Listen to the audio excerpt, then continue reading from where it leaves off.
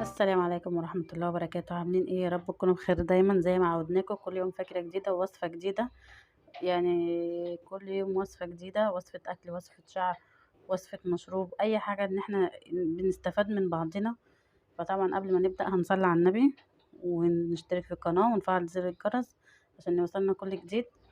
معانا النهاردة علاج الأطفال، الرشح، البرد، الميكروب اللي بيبقى في المعدة، أي حاجة هنعالج المعدة من أي حاجة، وهنقوي مناعة أطفالنا، وهنخلي أطفالنا إن هم ما يشتكوش بإذن الله من أي حاجة.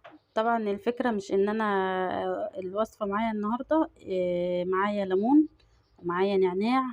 طبعا كله يقول لي الليمون والنعناع احنا عارفينه، احنا كل الناس بتستخدمه، لا انا معايا حاجة تاني في الوصفة اهي هقول لكم عليها واحنا شغالين بيها، وانا بحطها في الوصفه هعرفكم دي ايه وبتعمل ايه. هي القصه مش في النعناع والليمون، هما فوائدهم عاليه جدا وكل الناس عارفاهم، لا هي القصه في الحاجه، في الوصفه الثالثه اللي انا هحطها معاهم. هي دي باذن الله هتعزز مناعه اطفالنا، وهتديهم مناعه كده ان هم مش اي شويه برد كده يعيوا ويرشحوا من مناخيرهم وتحس ان المناعه بتاعتهم ضعيفه، لا دي تقوي مناعتهم، هتطلع اي ميكروب، اي سموم في جسمهم، اي حاجه، واي حاجه وحشه، وهي يعني خفيفه وحلوه، وطعمها يعني مش وحش، هي طعمها حلو. ان الطفل يقدر ان هو يشربها عادي يعني. طبعا انا زعلانه لكل الناس اللي هي بتتفرج وما بتشتركش في القناه، فاحنا مش هنخسر حاجه لما ندعم بعضنا. وكلنا بنستفاد من بعض، يعني نفيد ونستفيد يعني مش هنخسر حاجه لما ندعم بعضنا يعني. وطبعا الشكر كبير قوي للناس اللي بتدعمني وبتشترك في القناه، وربنا يا رب يجازيهم كل خير.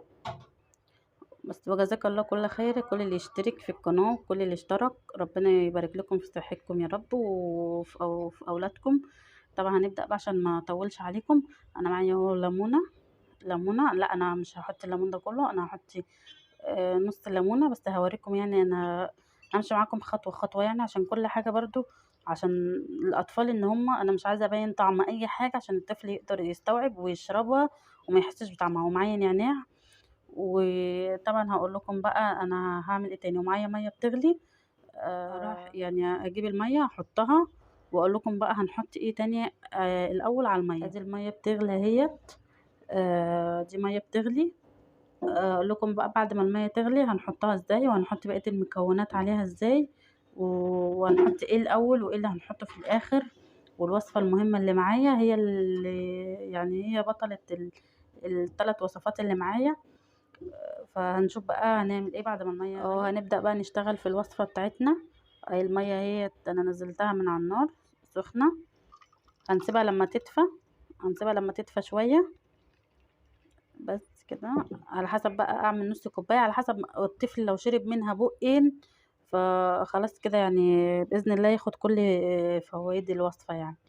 ومعايا تانية حاجة هحط الليمون، بس الليمون هسيب المية تدفى عشان احط نص الليمونة، عشان فوائد الليمون. طبعا الليمون فيتامين سي، وبيعزز المناعة وبيقوي المناعة عند أطفالنا.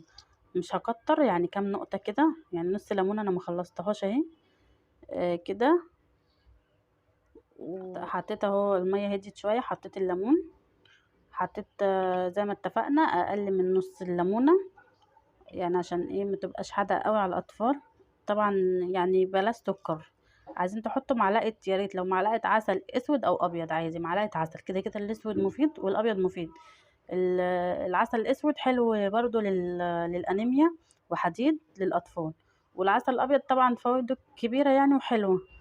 فهو انا عملت اهو، حطيت عليها ليمون واحط النعناع واقلب عشان اخد الفوائد اللي في النعناع. نعناع مجفف،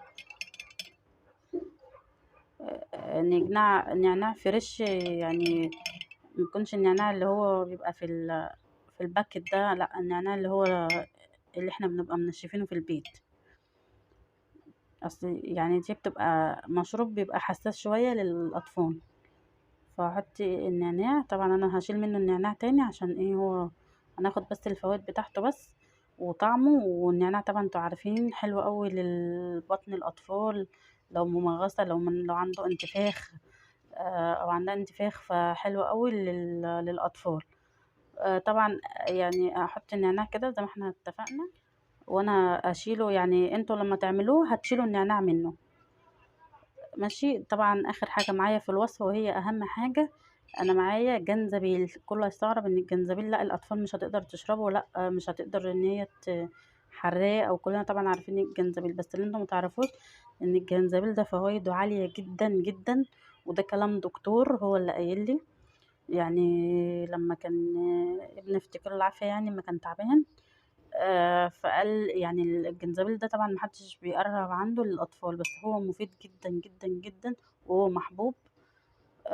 محبوب جدا. النبي عليه الصلاة والسلام كان يعني موصينا ان الجنزبيل ده حلو ومفيد جدا. فاحنا يعني هناخد منه ايه زي، بس يعني اهو، انا يا دوبك بس لحست المعلقة عشان خاطر بس الأطفال مش هيقدروا اللي هم يعني ايه يشربوه او يستطعموه كده يعني. طبعا اتفقنا ان هنحط معلقة عسل اسود او ابيض عشان خاطر الاطفال تعرف تشربه. اهو.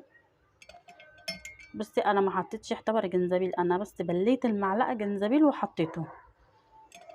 بس طبعا الجنزبيل مفيد جدا جدا جدا للاطفال، للبرد، للسموم اللي في الجسم، للمعدة، للهضم، وبيعزز المناعة برضو، وحلو للكبار، وحلو برضو للأطفال. فاحنا أنا لو عادي لو كترنا، دي أعشاب طبعا وموثوق فيها يعني، فلو حطيت نص معلقة ربع معلقة عادي.